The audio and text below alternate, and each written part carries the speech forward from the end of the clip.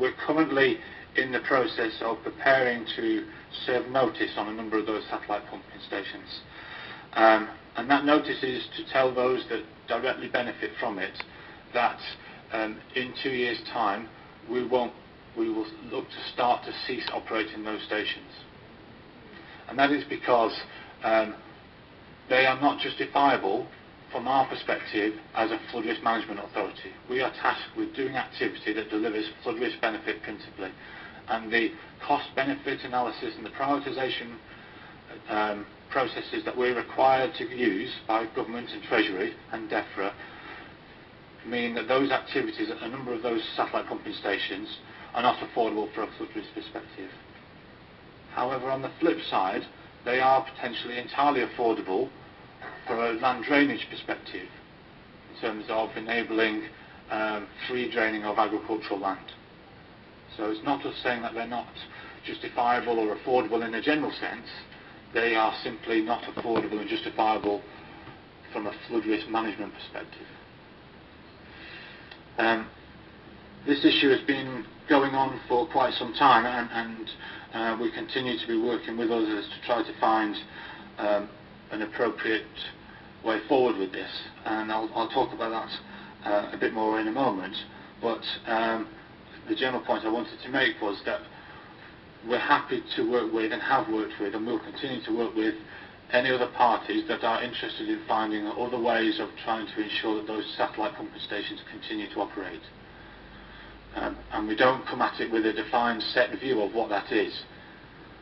All our defined set view is of the current arrangement, and our part in those cannot continue as they are in the future. Our part in it has to be different than it currently is.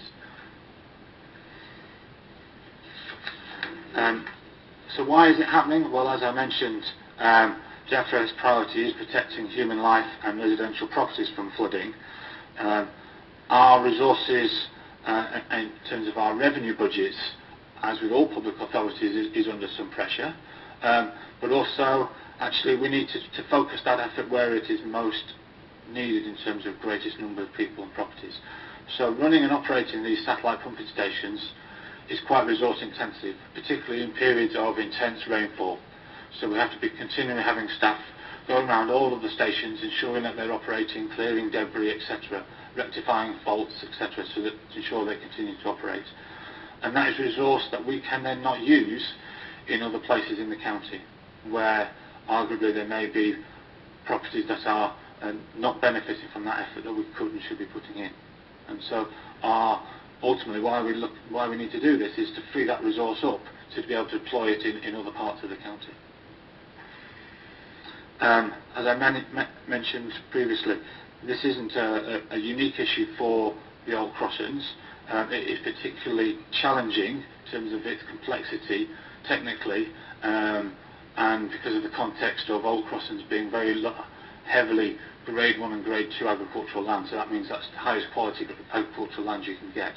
We are facing and dealing with exactly the same issues across the region, actually, both in Cheshire and in Cumbria as well. So future arrangements, we formed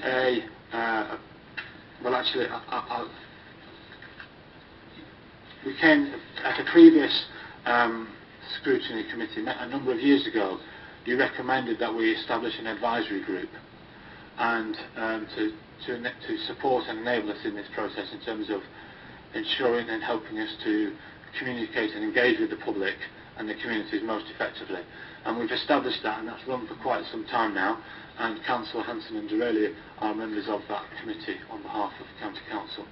And that continues to be the key focus for us in terms of us having those conversations about how we do best do that communication and engagement. It's not a place that ultimately makes that decision about what the future is, but it is an important place for us to have that conversation about how we best do that.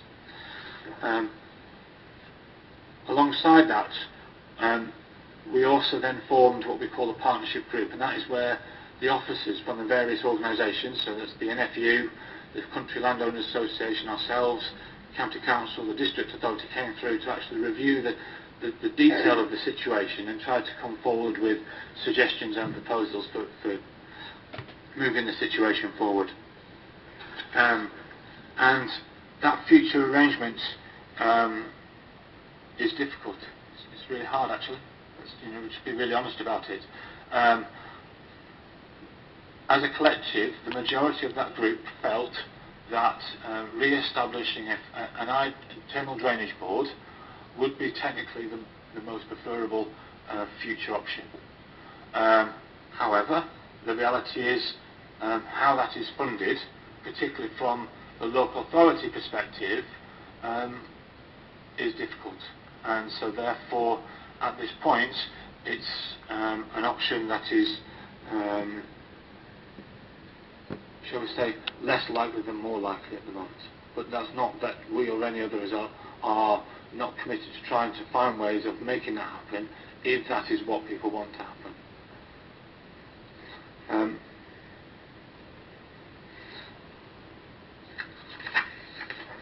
If I move to the final slide that I have, and it talks about that in a slightly different way in terms of next steps.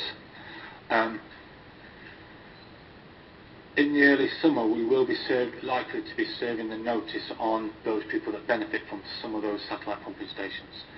And if members will bear with me, I'm not going to talk about the specifics of those pumping stations here and now, because it's right and proper that we have those conversations with the individuals first and foremost, in private, rather than doing it in public here. Some of those people we are already talking to, and their representatives, but it's right that we do that with them first and foremost. I think probably the best way I'll describe it is that we'll be running a number of things in parallel here at the same time. So we will serve notice to enable us to be compliant with a nationally agreed protocol for these situations. We will also then start work to identify what, if any, improvements are needed to those pumping stations to make them as good as they can be in every sense, should another party wish to take them over.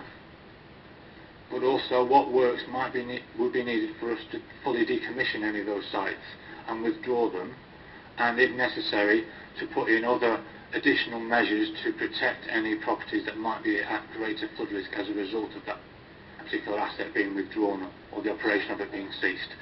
So we're running a couple of things in parallel, so that at the end of that 2-year notice period, we are then in a position to either go forward with an IDB or some other local governance and operation arrangement, or as a last resort, that we're in a position to be able to start to decommission and withdraw from those assets.